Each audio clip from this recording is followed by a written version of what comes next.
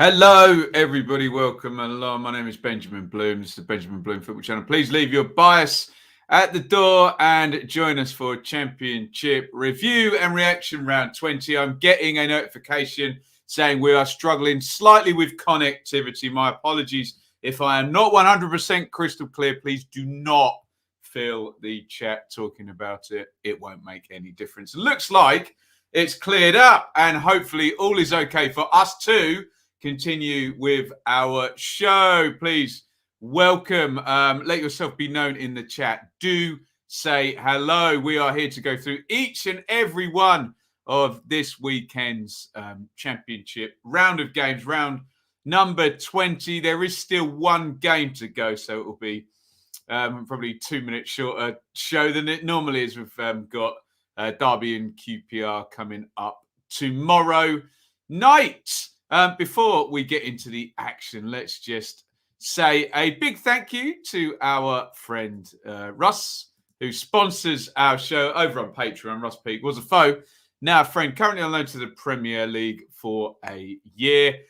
This stuff will always be free here on YouTube, but if you do want to support the channel, you can indeed do so over on Patreon, patreon.com/Benjamin Bloom. And a quick plug to say, please hit like wherever you're watching now, YouTube, Facebook, or indeed Twitter. And hit that subscribe button. We've gone over 20,000 subscribers.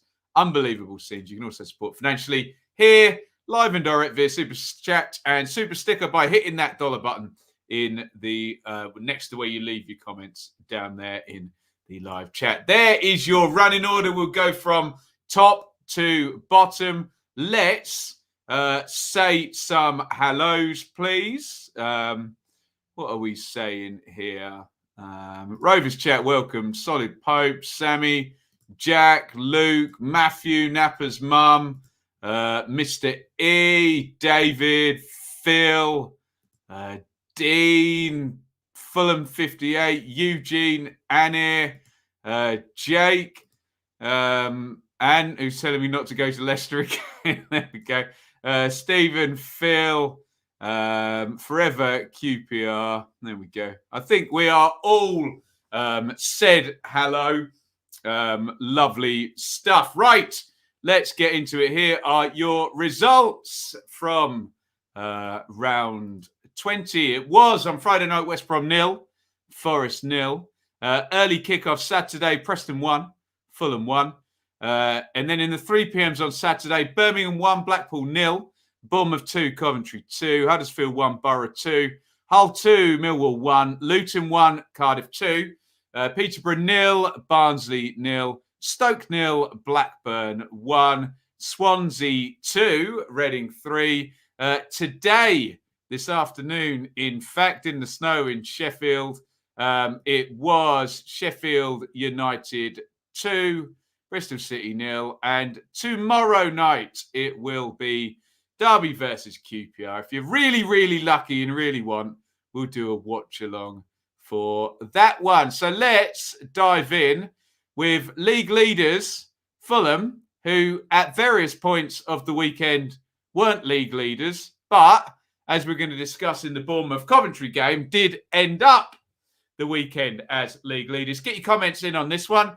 I'm sure there'll be plenty to say on this game, won't there? Has everyone got their law books out as usual? Preston 1, Fulham 1. Get your comments in via the chat, please. There are your teams. Iverson in goal for Preston. Vandenberg, Lindsay, Hughes, Earl and Barkhuizen wide. Whiteman and McCann. Centrally with Brown, Maguire and Reese up front. For Fulham, Rodak returns. Adoy, Adrabio's done his suspension. Ream and Robinson. Kenny Tete didn't last long, did he? Oh, he's on the bench. Okay, there we go. Seri and Harrison Reed. Harry Wilson. Fabio Carvalho. Naskins Cabano. Behind the Championship's top scorer, Alexander Mitrovic. Here are the goals in this one. Pick the bones out of this. Free kick in by, I think it was Seri, wasn't it? Wilson ran over it. Yeah, and Seri swings the free kick across, and Tim Ream gives Fulham the lead on 15 minutes. And then An interesting goal on, when was that? 72 minutes. Corner comes in. Ched Evans climbs well, to be fair to him, heads the ball. It's going in the goal, isn't it? And then there is Emil Reich with, I think we can all agree, his arm in an unnatural position. Yes, if this was a defender in the box, we think this would probably be handball. The ball then bounces up off Reich. Evans sort of jumps and bundles it in. I think, to be fair to Evans, it's above the sleeve there. Then it drops down. Evans crosses the line, and then I think it hits him further down the arm, but he's already crossed the line. The ball's already in the goal. And then when we watch the thing back, Reece is offside as well, isn't he? Oh, dear. There we go. Look, remember, lots of people said, oh, Preston deserved an equaliser. Fine. That's a different conversation. But look, this Reece clearly handballs it, doesn't he? And his arm's in an unnatural position. Again, I'll flip it around. If that was a defender in the box, it's a penalty, isn't it? So I can only think referee Kavanagh didn't see it. Oh, I don't know what happened there, but there you go. There is Ched Evans. Yeah, look. And I think it hits his lower arm once he's gone over the line. But anyway, the goal shouldn't have stood really, should it? But it did. And Preston get the point, which I think, from what I've heard about this game, they earned in the end. If you look at the numbers, 15-9 on the shots, 2-1 on the big chances. So, I don't know. Maybe Fulham are getting tired of scoring nearly 3 goals every game, because it's quieting down a little bit for, well, look at all of the top 3 have all drawn their last 2 games. Coventry as well in that top 6. A little slowdown after a rip-roaring start by, well, I say start, nearly half a season from Fulham and Bournemouth. The points totals are still fantastic there. Preston, a good performance, good result for them.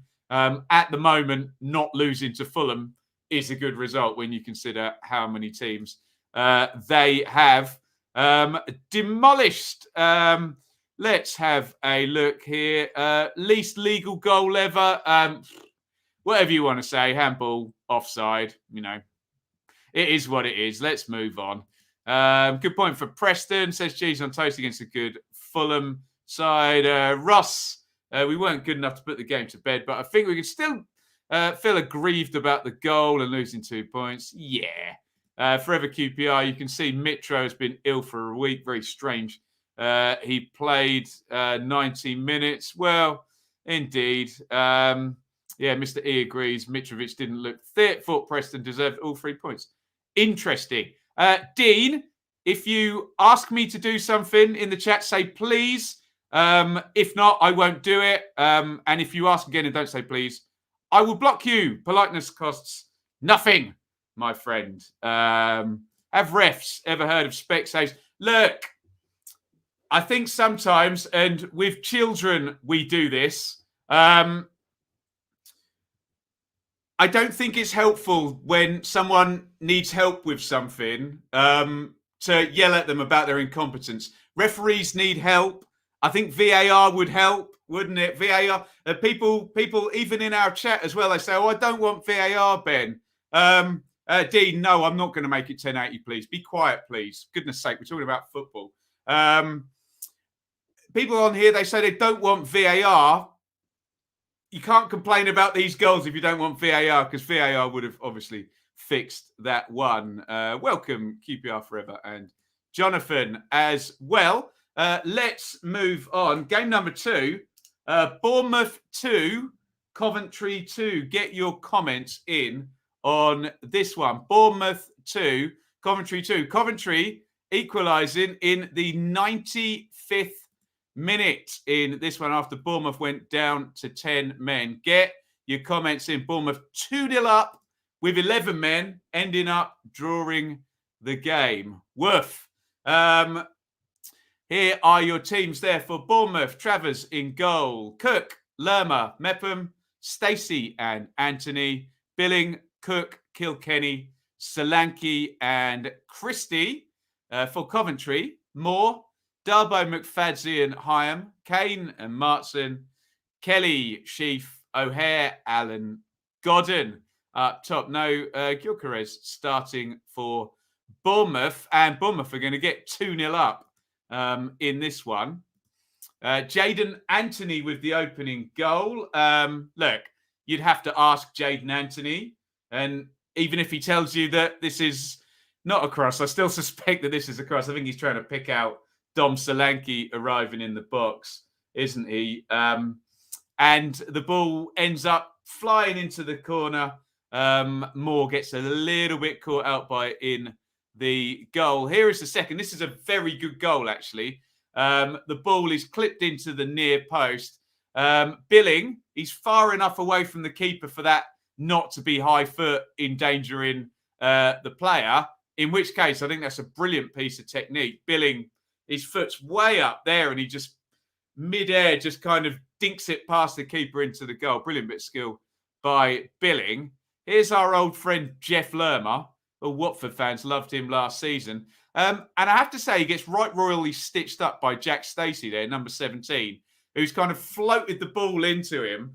And he doesn't want it there, Lerma. He has a bad touch. And who does he take down? I think it is it Matt Godden? I can't tell there. That's a very, very blurry picture. Anyway, he's banged to rights there. Denial of obvious goal-scoring opportunity. Red card. And here comes the comeback. They last to 85 minutes without conceding. And Matt Godden does indeed score. They just can't get it clear. And in the end, Godden just manages to force that one over the line on the half volley. And I think for the second time in this game, unless Todd Kane has turned into Ronaldinho, which I don't think he has, I think that's a cross, isn't it? He gets down the line, probably puts too much on his cross, and it sails into the back of the net in the 95th minute. Obviously, we applaud Coventry for coming back from 2-0 down. Their endeavour. How many people in the box there? 1, 2, 3, 4, 5 attackers. Do get a bit lucky, though. I think that is a cross that flies into the back of the net. Hey, who am I to deny anybody any good luck if they did get it? The numbers fairly even until you look down to big chances. Bournemouth will really feel 4 big chances to 0 and a 2-0 lead and then a red card as well, that they should have won the game. But they didn't. And well played Coventry for playing the circumstances, getting forward at the end and push, and you never know what can happen. And they get the 95th minute equaliser. We talked a lot about the slowdown. Coventry are part of it, aren't they? 3 points in the last 3 games for them. And Coventry down to 5th now. They have been 4th for a fair while, haven't they? Or it feels like it, chasing West Brom in 3rd place. Bournemouth still above 2 points per game, still 8 points clear of West Brom. But look, Bournemouth and West Brom, both only 2 points from the last 3 games. Let's have a look and see what we're saying in the chat here. Simon, Cov did what Forest couldn't do and scored against 10-man Bournemouth, so hats off to them. Cov showing how to play for the, I don't know whether I should shout whole game there. Interesting use of capitalising there. What else are we saying here? Tom, Godden seems to get better with every passing game. Is now on the team sheet earlier than Gill. Yeah, he does seem to have gone past him. Todd Kane said it was a lob. I suspect Todd Kane will tell you that was a lob. Think what you like. I don't believe him, but who cares? The ball flew into the back of the net and Coventry get the equaliser late on into the game. Adrian, VAR would ruin the league for me. That's fine. You're allowed to hold that point of view. But I think if you don't want VAR, you have to accept that refs don't see stuff. And rather than then complain, I'm not saying you do this, Adrian, but I don't want to hear in the same conversation, oh, how has the ref not seen that? And I don't want VAR. You have to accept refs are going to miss stuff if you don't want VAR. And then we can't really complain about the handball in the Fulham goal or all of that sort of stuff. They kind of run together, don't they? It's supposed to be a help. But we are all, of course, entitled to our freedom of speech here and to think what we like about that. I'm going to stay on the small screen here. We are struggling with connectivity here in Bedfordshire. Thank you for your patience. We're going to move on to West Brom versus Nottingham Forest. We can probably go quite quickly through this one. Do you know what? I was seconds away from calling this one 0-0. And then I thought, they've both had 0-0s going into this one. Can't be another one. It was. Goodness me. There we go. West Brom 0, Forest 0. Let me know if you want, if you watch that one on Friday night. There are your teams there. Johnston in goal. Kipre, Bartley, Clark, Townsend and Furlong, Mowat and Mollenby, Dean Garner, Grant and Robinson. For Nottingham Forest, who are rivaling Millwall, I think, in the draw stakes now, aren't they? Samba in goal, Worrell, Figueiredo, McKenna, Spence and Bong, Yates and Garner, Johnson, Zinkernagel and Graben up top.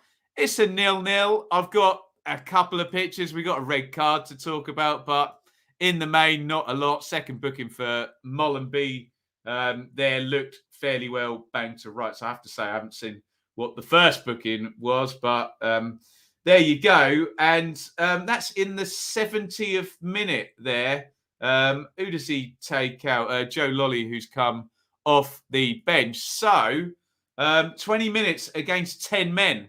And Forest could not capitalise and get the winner. In fact, look at this for a chance for Jordan Hugill. He's won the test of strength against the centre halves there.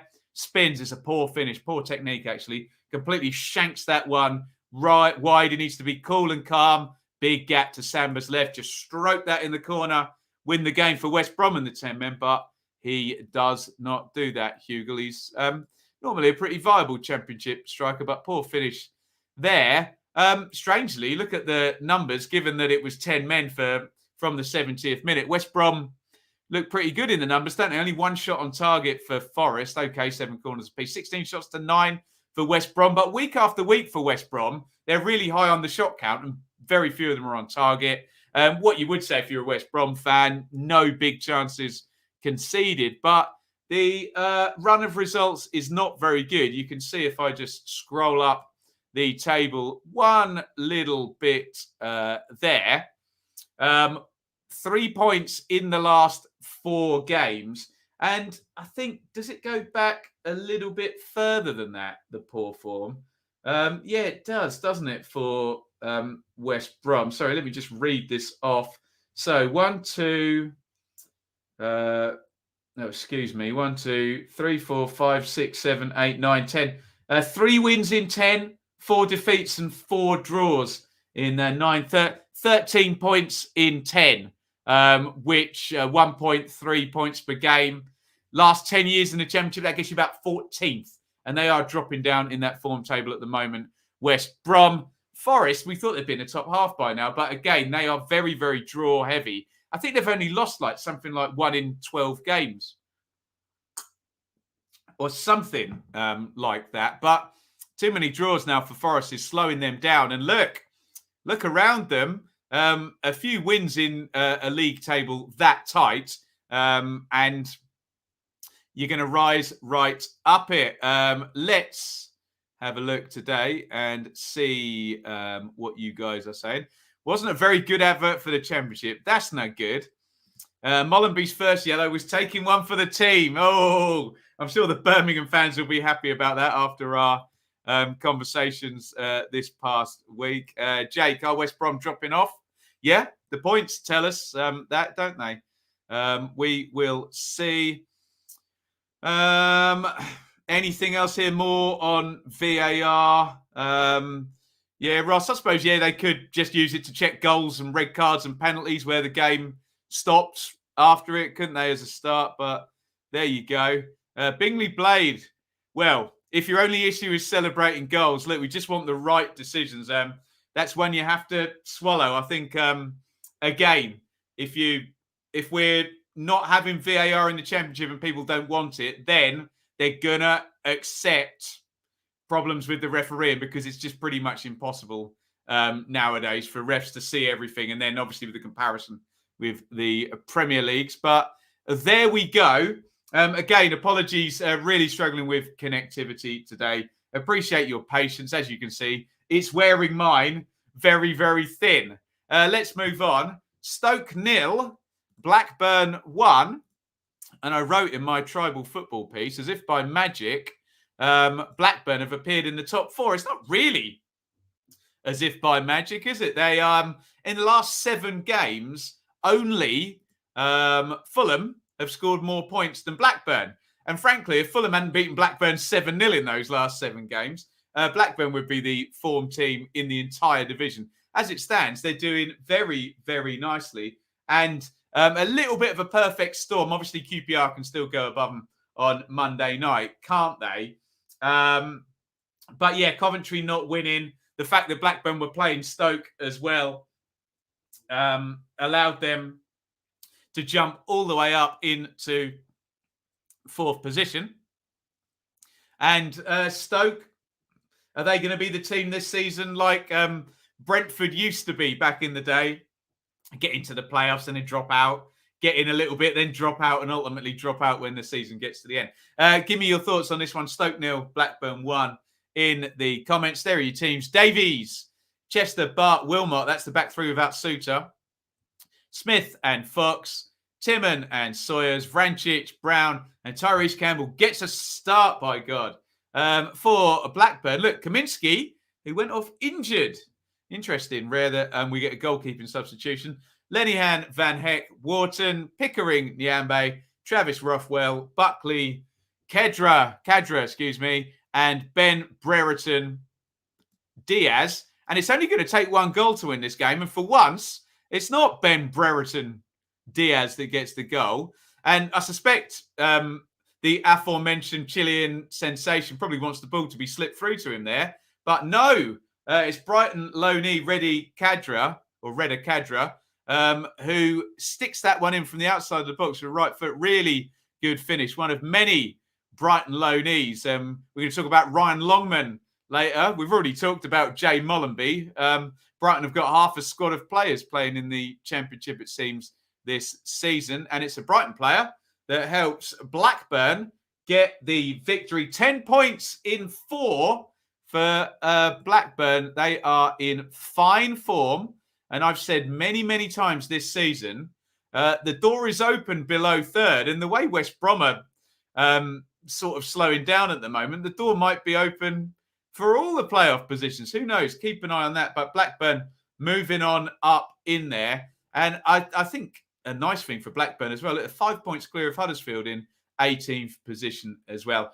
I reiterate, QPR could go above Blackburn with a win tomorrow. I think looking at the goal difference, no, a draw won't be enough to take QPR back above Blackburn, but it will take them above Coventry. So, again, we'll keep an eye on that tomorrow night. Stoke back-to-back defeats. And, yeah, they look good, and then they drop off a little bit. Then they have another good run, and then they drop off a little bit, etc. Just struggling, I think, a little bit with consistency. Stoke. What else are we saying here? Guys, enough with the VAR comments now. Let's move on from that. John, every time I think Stoke will kick on, they drop a result like this. And so it's well, exactly, don't they? Brereton Diaz didn't score for once. There you go. Daniel, Stoke has some Premier League quality players, but we lack an offensive player as well. Get Nick Powell back on the pitch. That may help. But, hey, Tyrese Campbell starting is no bad thing. J. Lowe, great game. Best chances from Blackburn. Kaminski has a hip injury. Going for a scan. Poor from Stoke, but expected. Due to injuries. Tony Mowbray to be a Premier League manager in 2022. He's been a Premier League manager before, hasn't he? One more here. Rovers chat. Rovers deserved win. Good performance. Buckley put in the best individual performance I've seen for a long time. Can't believe Sawyers was picked as the best Stoke player. Yeah, it's normally have to throw one out there, don't they, for their sponsors? So I wouldn't necessarily read too much into that.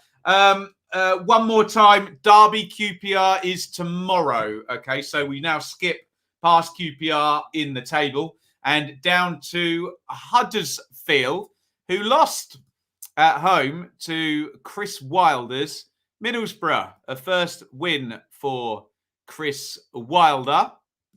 Huddersfield 1, Middlesbrough 2. Get your comments in on this one. Couple of nice goals in this game as well. When you're thinking about your goal of the round, bear Mr. Duncan Watmore in mind. Here are your teams.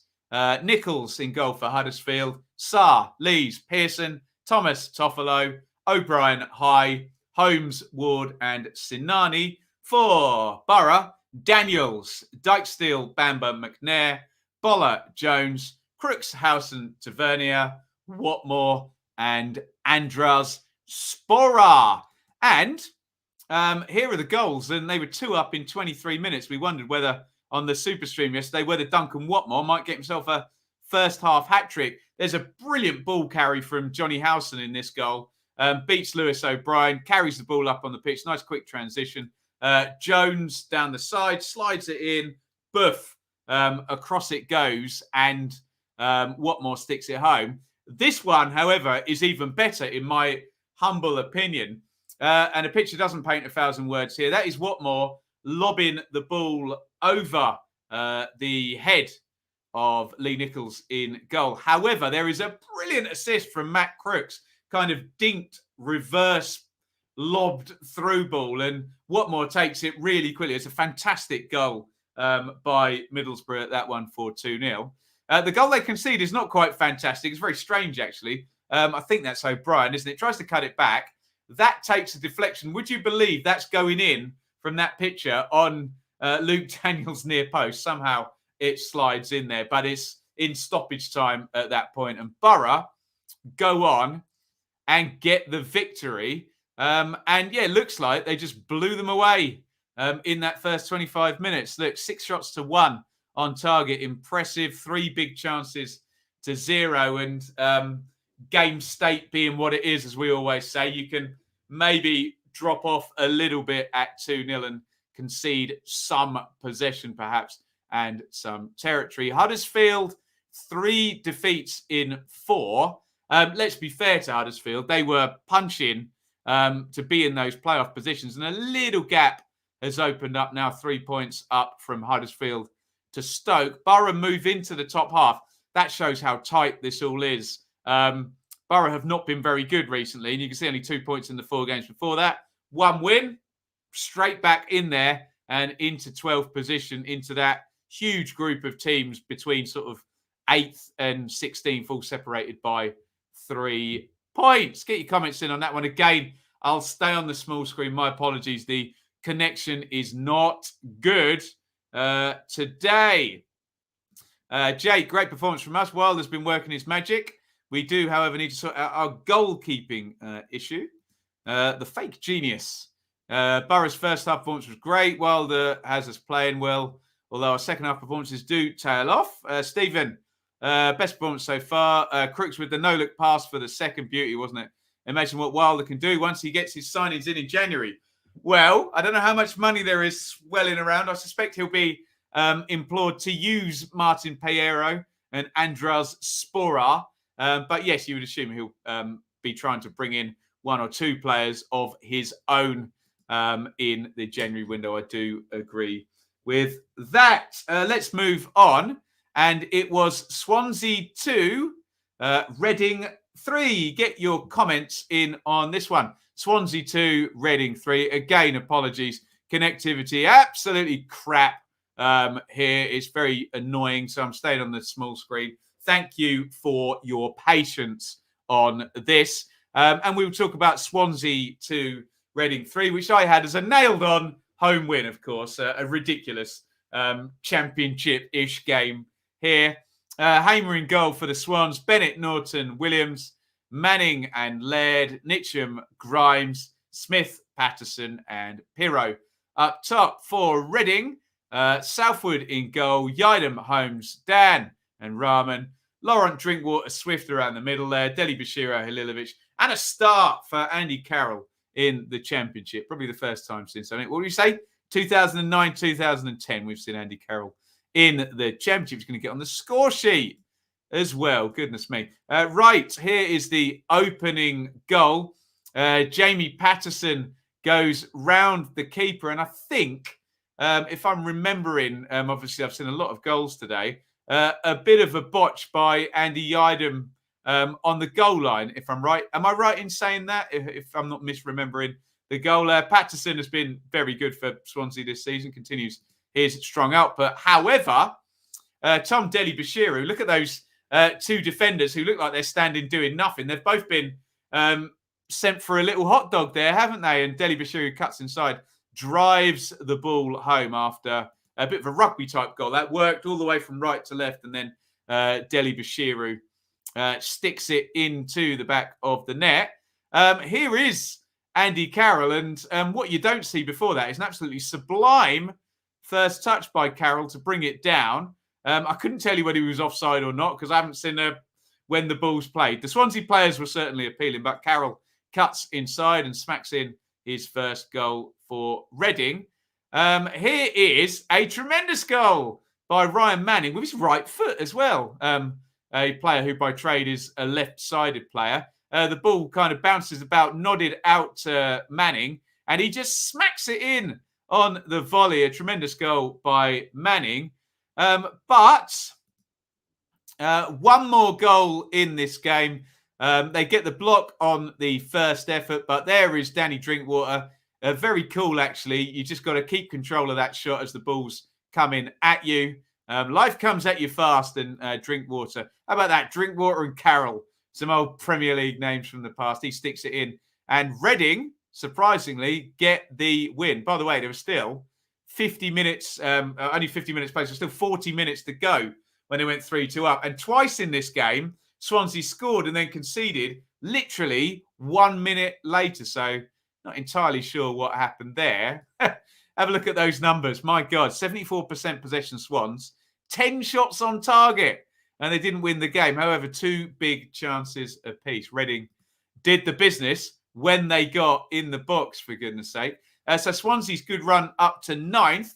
They're still there, frankly, aren't they? But a disappointing home defeat for Russ Martin and the Swans. Picture, they're moving in the right direction. But look at it now. Over the last 4 games, only 4 points. They need a win going forward to keep that forward momentum going.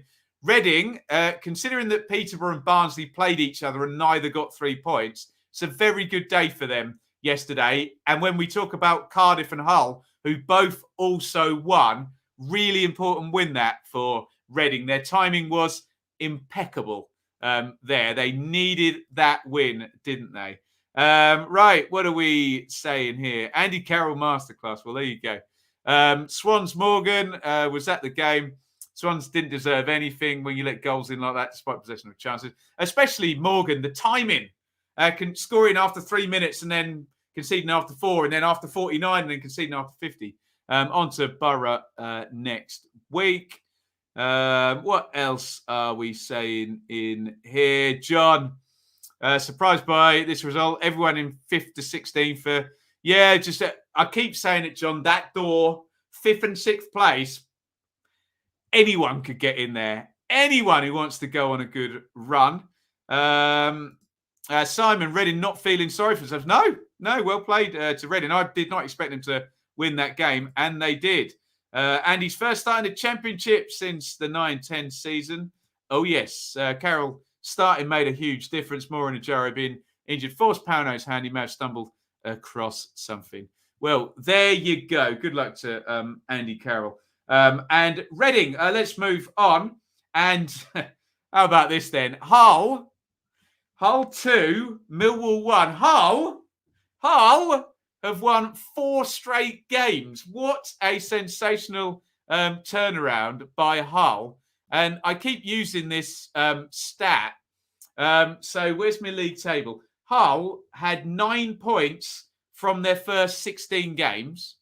They have since scored 12 points in the next 4 games. What a run by Hull. I think Mr. McCann may be in the running for manager of the month here with this run. Maybe Fulham might get it, but take about Hull. Absolutely sublime 4-game winning streak for the Tigers to take them 21 points now. They're at a point per game. They're over a point per game, in fact, which normally keeps you up. 45 to survive. There's your whole team. Baxter in goal. Bernard, McLaughlin, Greaves, Longman, Lewis Potter, Smallwood, Doherty, Honeyman, McGuinness, and Wilkes. Bialkowski in goal for Millwall. McNamara, Ballard, Hutchison, Wallace, Murray Wallace, Mitchell, Saville, Jed Wallace, Bradshaw, Ojo, and Binnick, Afobe. And here are the goals. Hull. A few people said to me, I predict Hull wins if Honeyman stays in the team. Well, there he is. And he's on the score sheet there, arriving, just control the header. It comes in at him so fast. And Honeyman, I think it's a bit of a deflection on the cross, possibly. And Honeyman heads that one into the net, number 10. They have improved since he's returned. That has been, I do agree with the people telling me that. Good goal, this by Millwall. Lovely quick transition and a great ball through by Benik Afobe. Nice and cool by Bradshaw. Your hot favourite to score, but he ran that in from a long way. And we do see strikers, especially sometimes championship strikers, they panic when they go through. Bradshaw didn't. But Hull are going to get the win. And Ryan Longman, who's playing at left wing back, played right wing, another Brighton loanee, played right wing for Wimbledon on loan last season. And I did wind this one back, and he is onside. You can see all the Millwall players with their hands up. They push out, and they've just got their line wrong. And the ball bounces, then it comes back over, and Longman is able to stick that one into the back of the net for a sensational 4th win in a row for Hull. The flip side of that is Millwall, with all those draws, are now 4 without a win. It's a tight game, isn't it? The one type of game that you would say in Hull's first 16 games, probably lose that game, don't they, for goodness sakes? All very tight. Look, Millwall edge possession. Well, actually, Millwall quite comfortable on possession. They edge the shots. They edge the shots on target. Okay, more corners for Hull. 2 big chances apiece, and Hull get the win. And that is the way it's going for them. They're in form. They're on a run, and they're turning those type of numbers into wins at the moment. More power to them as well. Tremendous work from Hull to win 4 on the trot.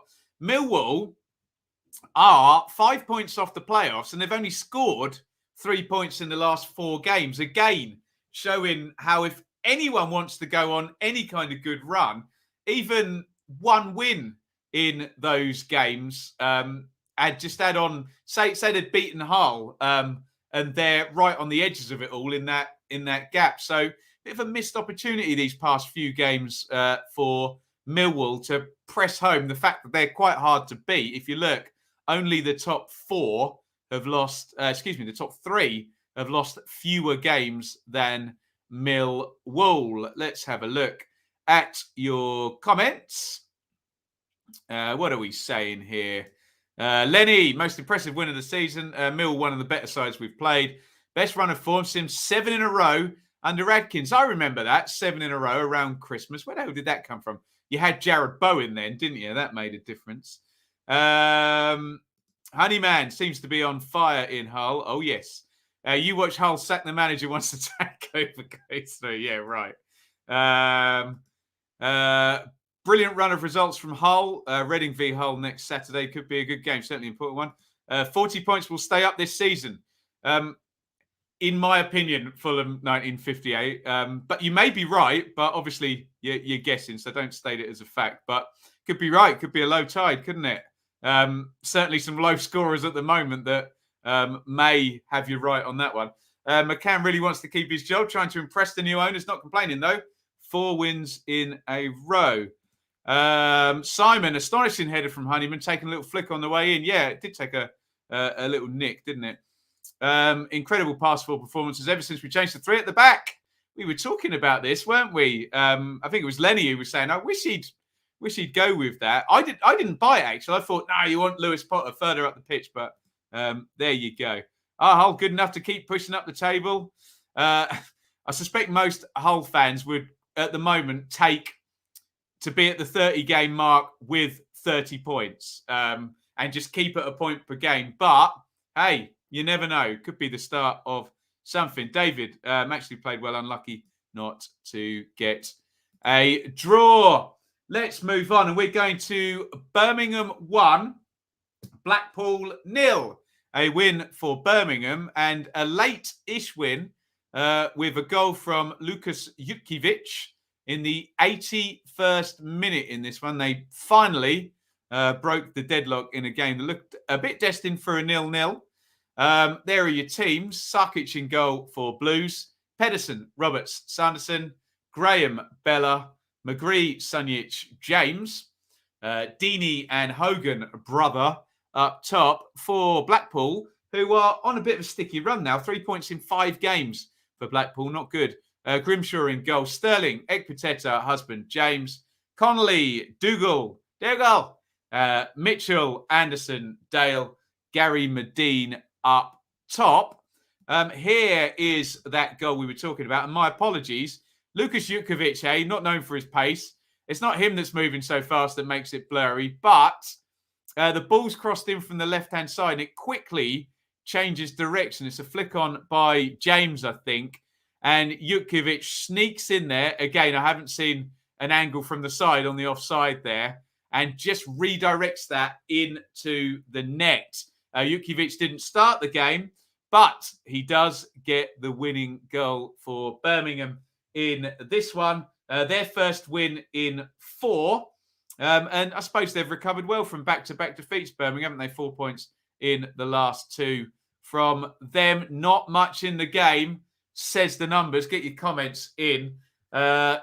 56 on the possession for Blackpool. 9 shots to 8. 2 corners to 1. Is that it?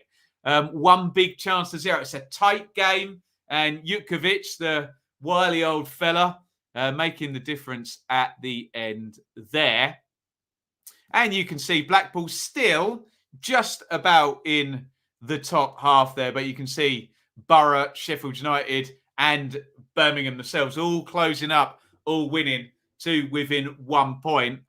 Blackpool were very much punching. I think they were 6th at 1 point, Blackpool, after that brilliant run, weren't they? Just regression to the mean, maybe. Who knows? Could just be a bad run of form and they'll pick back up. But they're down to 11th. Birmingham, a bit streaky this season, aren't they, Birmingham? Go on some good runs and you think, oh, no, they're a good team. I know what to expect, and then lose a few games, retool. Is it the start of another decent run? 4 points from the last 2 is well worth building on. Let's go to your comments. John, poor game. Blackpool well organised, had nothing threatening in the final third. Always felt we had forwards to take a chance. Yeah, especially with Jutkiewicz on the bench. 10th clean sheet of the season, 2nd best in the league. Woof. Who's got the best? Is that Bournemouth then? I would guess. Streaky Lee Bowyer, the new Streaky. Yes. Jack, good to see you back on the score sheet. So much better when Dean ain't playing. What else are we saying? Jordan James, amazing. Yeah, I haven't seen much of him, I have to say. I don't know how many games he's even played for Birmingham. 3 points separating 8th to 17th. You love to see it. The championship as tight as ever. Right.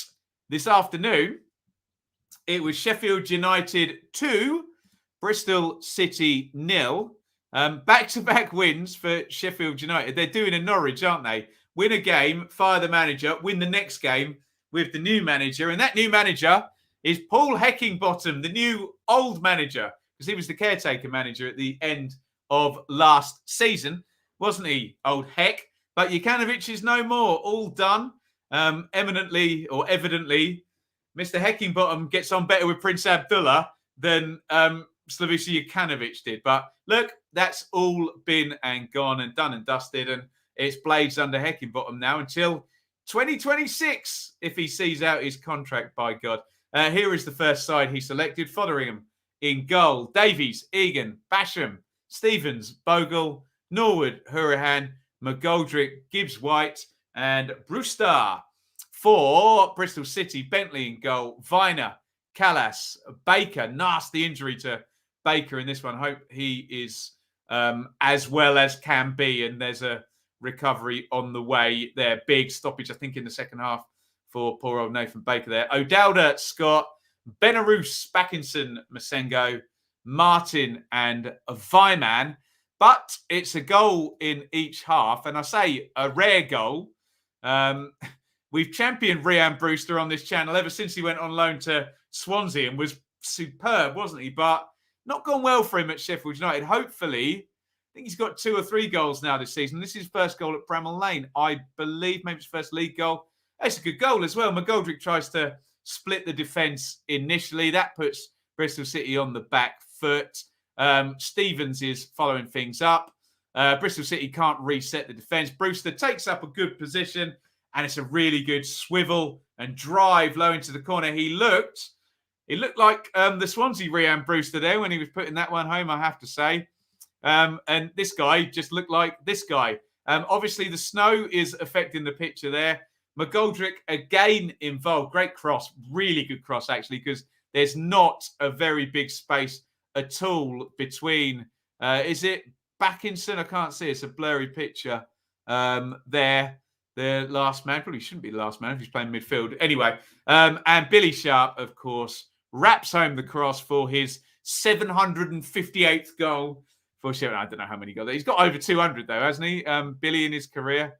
And it's 2-0 to the Blades and looks very viable to me. 21 shots to 7, 5-2 on target. Only one big chance to 0 if you're playing the XG game, but doesn't look like Bristol City created a lot. And Sheffield United get back-to-back wins. And they are just 1 point, a couple of places off 1 point off the top half if they can find their way in there soon enough. Arguably, I don't know if they've won back-to-back games, have they, this season, Sheffield United? It feels like 7 points in 3 must be their best run of the season. So Heckingbottom is maybe taking over at an advantageous time, let's just say. Tony, Brewster better today. Gibbs-White is a revelation. Well, both players have been at Swansea, hadn't they, with Steve Cooper? But yeah, I think they're both very good players. And if they get Brewster anywhere near his potential, he'll score tons of goals in this league. It's just not worked so far. Liam. We were massively overrun in midfield. Pearson got it wrong by not making any changes. Played the same 11 in all 3 games in the week. Interesting. Apparently wants 5 players in January. Make of that what you will. Sounds like a bit of a brinksmanship game with the higher-ups, doesn't it? Surely Pearson on the edge now. They can't seem to put together any kind of run. Yeah, I know what you mean, John. I don't know where they would go if it wasn't with Pearson. You know, what would they do next? I'm not entirely sure there. Dom, maybe Big York was too exotic following Chris Wilder. Another South Yorkshire man who knows the lingo. Safe faith for us back at the end of the last season. Warm welcome on a cold day for Heckingbottom. Sandra, Blades back to winning ways. Bingley Blade won't get too excited as I thought City were poor, but it was much more progressive than we've seen for a while. Ola, proper Sheffield United performance under Mr. Heckingbottom. Great to see Brewster and Sharp scoring. Fotheringham, 3 clean sheets. Heckingbottom has the passion. I wanted him all the time. There you go. I think you might be in the minority, Ola, because it wasn't greeted with universal praise that higher, but he's off to a winning start, isn't he, Heckingbottom? Right, off we go down the road from me to the Kenny, where it was Luton 1, Cardiff 2. Get your comments in on this one. Good win for Cardiff. Bad run for Luton now. 1 point in 4 games for Luton, and they're down in 15th. And we normally have Luton sort of pegged as a top 10 side, don't we? Not used to, over the last year or so, seeing Luton down in 15th. That's where they are. Cardiff have got 9 points in 4 games. And yeah, when did Steve Morrison take over? Yeah, all of those 9 points are his as well. So that's a very nice looking run for Cardiff and Steve Morrison, isn't it? Here's your teams in this one. Luton, Sluga in goal. Naismith, Bradley, Lockyer, Bree Bell, Mpanzu, Clark, Ray, Cornick, Adebayo. For Cardiff, Smithies, McGuinness, Morrison, Nelson, Giles, NG, Pack, Rules, Colwill, Collins returning to Luton for the first time, and Kiefer Moore. Here are your goals in this one. And I think Sluga just gets his positioning wrong there, doesn't he? Ruben Colwill on the back post. You can see he's headering that back across goal, and Sluga there having to lean behind his line to push that one out. There we go. Some technology helping for all you anti-VAR people there. Help the referees, help the aged. There we go. Here's the equaliser. Jordan Clark here. It's a really good finish, actually, because it's really crowded on the line. I think everyone's expecting Clark to go. You can see, I think Mark McGuinness has got his arm out there, telling us where we think Clark's going to go. And he just rolls it back across everyone into the other corner. Very cool, calm and collected. However, here comes good old Sean Morrison with the winning goal here on 77 minutes. Another assist for Ryan Giles. I think they're resetting from a set play. So Morrison still up there, the big guy, and just keeps his run going. They've lost him, and the ball bounces in a diving header by Morrison into the back of the net. Here are your numbers, and Luton fans will be very disappointed with one shot on target. 7 shots inside the box, but only one on target. Did Cardiff defend well and get lots of blocks? They made 20 tackles and 8 interceptions and 18 clearances. So maybe they did. Who knows? But Luton, the thing we keep saying is take enough of the chances that they're making. And I don't know, 12 shots, 1 on target. You tell me. But Luton on a little bit of a slide down the table at the moment.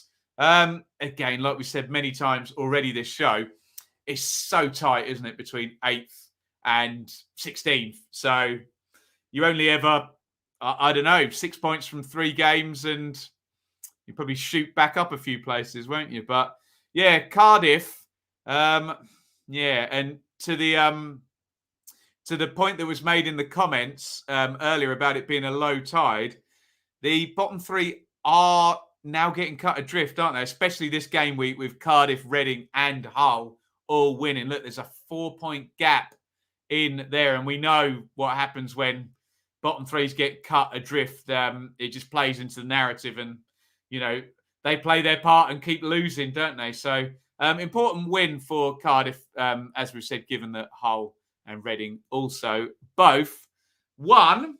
Will had a bad run of form recently. 2 tough games coming up. Blackpool away, Fulham at home. Need to start picking up points, slip further down the table. Yeah, totally agree with all of that. John, Luton, typical mid-table side, hot and cold, saying that their main forwards stopped scoring and no goals coming from anywhere else. Cardiff always going to make a fight for it. Paul, McCarthy was dragging us into relegation very quickly. Steve Morrison has turned it round with a much better style of football. The results seem to suggest that Paul is correct in his assertions there. Right, last one, and then we'll do team of the round, goal of the round. And in the Titanic bottom of the table clash, it was Peterborough 0, Barnsley 0. So not too much to say. Floodlights went out, but no goals scored, and wasn't a good day for these two because the 3 teams directly above them all won, and also Hull have won 4 in 4, Cardiff have won 3 in 4, and Reading have won 2 in 4. In the same time, in those last 4 games, this point here is the only point either Peterborough and Barnsley have gotten. So that gap has moved in the last 4 games by a few points. And you now have Posh are 4 points adrift. Barnsley, playoff semi-finalists last season, Barnsley are 8 points adrift with a rookie manager here. They need to get moving pretty quick, smart, don't they? Here are your teams anyway. Cornell in goal for Posh. Knight, Edwards, Butler. Thompson out at wing back. He played centre half, made a mistake the other game, didn't he? Burrows left wing back. Taylor, Coventry, Dembele, Clark Harris, and Corbett. Collins in goal for Barnsley. Williams, Hellick, Anderson, Kitching. Benson, Gomez, Styles, Cole, Woodrow, and Morris. I've got a couple of pictures for you, but as you can imagine, not too much to say on this one. That is, maybe the picture makes it look a better chance than it is for Clark Harris. Not much space to work in, but in the context of this game, a pretty big chance. Can he squeeze it home through the legs? Can he make the angle? No, he could not. It's Carlton Morris late on, but look, we're in half chance territory there from the angle, and Cornell looks like he's offered him the near post. He's taken it, and Cornell just makes the save. 0-0. The numbers tell us not a lot, to be honest. Peterborough, 3 big chances to 0. That may be your angle, I guess. Posh fans may be a bit more disappointed than Barnsley fans, especially being the home team as well. But, yeah, we've kind of discounted Derby with all those points deductions. These two are getting cut adrift now, and it's been a bad 4 games. Look, in simple terms, Hull have taken 11 points out of these two. Cardiff have taken 8 and Reading 6 in the last 4 games. Obviously, that's not counting the fact that Reading had a points deduction within the last 4 games. You know what I'm saying?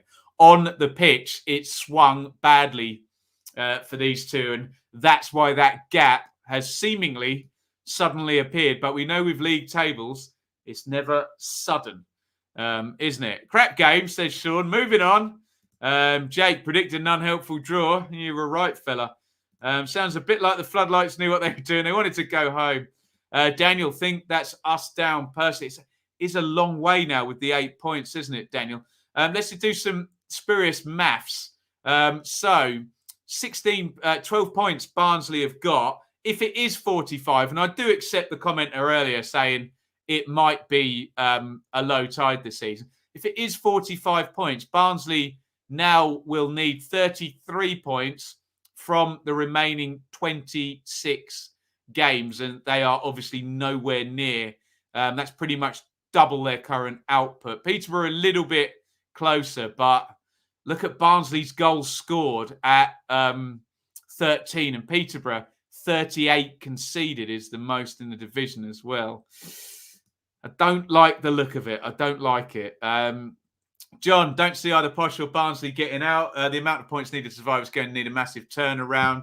Yeah, I just wonder, and don't shoot me, are we going to get the top 2 run away? And are we going to get the bottom 3 adrift? That would be very boring. But would you be surprised if at the end of January, Fulham and Bournemouth are 10 clear and those 3 at the bottom are 10 adrift? It wouldn't be interesting, I know, but is there a chance that that could happen? Right, shall we get into our team of the round?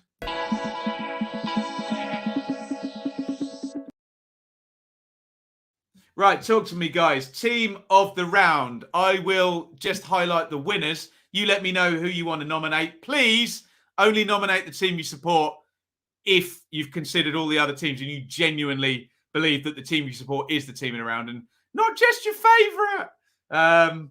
Where'd you go for? Actually, I'll throw Coventry in because they came back, didn't they, from 2 down. It was against 10 men. Maybe I won't. Could it be Blackburn, team of the round? Gone up to 4th out of nowhere. Could it be Middlesbrough? They got Chris Wilder there, got his first win.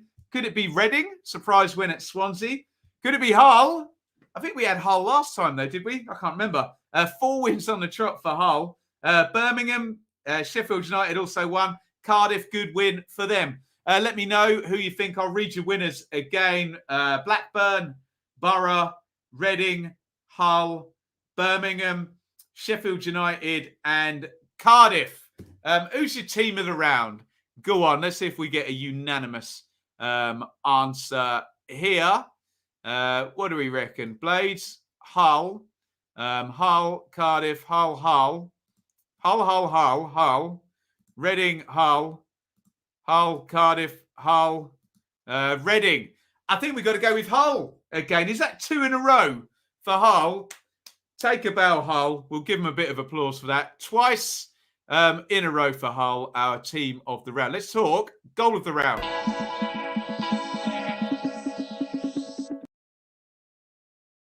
Okay, from memory here, what were good goals? I really like Phil Billings' goal, where he gets his foot really high, not a foul, and pings it over the keeper. That was a good goal. Kedra's goal for Blackburn was good. Duncan Watmore's second goal. Maybe I'm throwing my cards in there. That was brilliant, wasn't it? In the Swansea Reading game, Liam Manning, the volley, Andy Carroll's goal was very good as well. Hull and Millwall, and Bradshaw's goal maybe. Sheffield United, Brewster's goal was decent. Luton, Cardiff, meh. So, yeah, I think I'm between Billing, Watmore, Manning, and Carroll, I think. Let me know what you think. Once again, please vote for the best goal scored in the Championship this week, not the best goal scored by a player that plays for the team you support in the game that the team you support played. I'll go one more time so we can get some more comments in. I think I'm between Billing, Watmore, Manning, and Carroll. Sorry if I missed one out. Maybe Brewster. I don't know. Right, what are you lot saying here? Let's have a look then. Honeyman, Watmore, Bradshaw, Billing, Watmore, Cadra, Brewster, Watmore, Carroll. Oh, there you go. John's not done his homework. Duncan Watmore, then. I'm very pleased because that one was my favourite, as I've probably intimated a few times.